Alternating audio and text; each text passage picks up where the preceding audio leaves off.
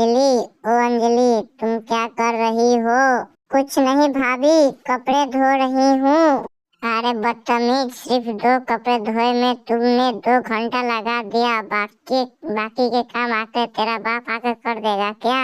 देखो भाभी, मैं आपके कपड़े धो रही हूँ, बल्कि मैं अपने कपड़े नहीं धो रही हूँ, इसलिए आपके कपड़े धोने में बहुत टाइम लगता है।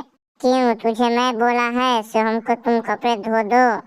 आपने तो नहीं बोला भाभी, लेकिन मैं क्या करूँ? आप रोज दिन में 2 बार कपड़े बदल कर रख देती हो। मेरा भाई शाम कर काम करके आता है और तुरंत काम पर लग जाता है कपड़ा धोने में। बस मुझे इसीलिए देखा नहीं जाता, इसलिए मैं आपके कपड़े धो रही हूँ।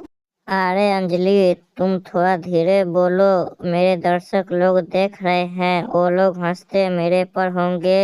क्यों जी, आपको अपनी दर्शकों के पड़ी है, लेकिन आपकी बहन मेरी नाक में दम कर कर रखी है, ये आपको दिखाई नहीं देता है क्या?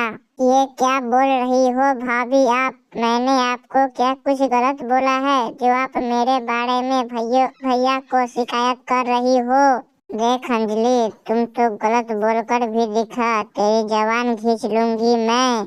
आप भी कान खोलकर सुन लीजिए, आप इस घर की बहू है तो बहू बनकर रहिए, ज्यादा मालकिन बनने की कोशिश मत करिए, वरना मैं आपकी चोटी पकड़कर खींच दूंगी।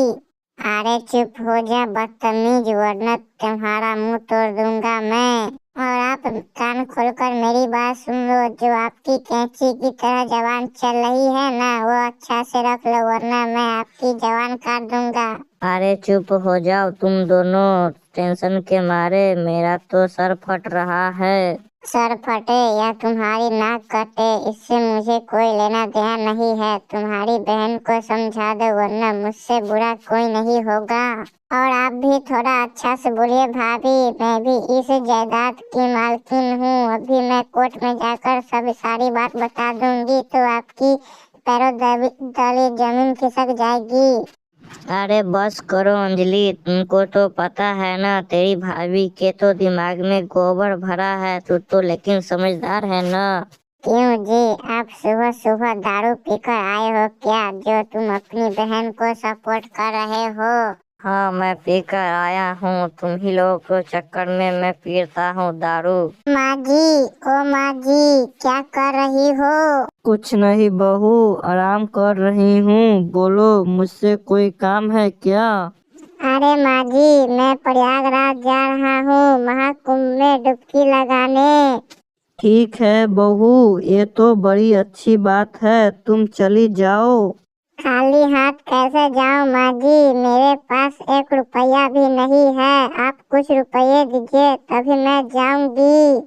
देख बहू, मैं कहाँ से लाऊं पैसे, घर द्वार जमीन जायदाद तो तुम्हारे नाम कर रखी है। अरे जमीन जायदाद नाम करने से क्या होता है? जब भी फसल उगती है तो उसमें से तुम ही सारे पैसे रख लेते हो और हमको पास फूटी कौड़ी नहीं बचता है, तो हम कैसे पैसे लेकर जाएं? देख पागल लड़की, तू हमको से ज्यादा मुंह मत लगा, और तुमको इतना ही जल्दी प्रयागराज जाने का मन है तो तू अपने पति को किसी के यहाँ गिरवी रख के आ जा। क्यों माँ जी, हम दोनों पति पत्नी आपके आगे काम करते हैं तो आपको अच्छा लगता है, अगर आपसे पैसा मांगते हैं तो आपको क्यों बुरा लगने लगता है, हमको बताइए। देख छिनाल, तू हमको फालतू की प्रवचन मत दे, मेरा मन कर रहा है तुमको मैं 2-3 झापड़ खींच दूं, इसीलिए तू हमको से चल जा और पैसे भी मत मांगना हमको से।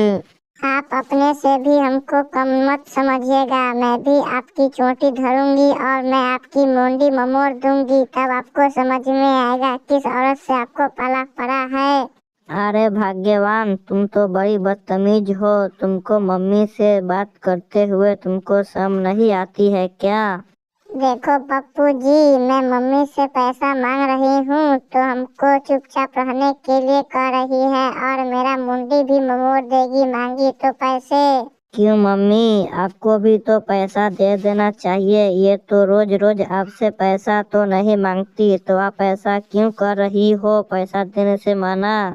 ठीक है बेटा, तू कह रहा है तो मैं दे देता हूँ बहू के पैसे।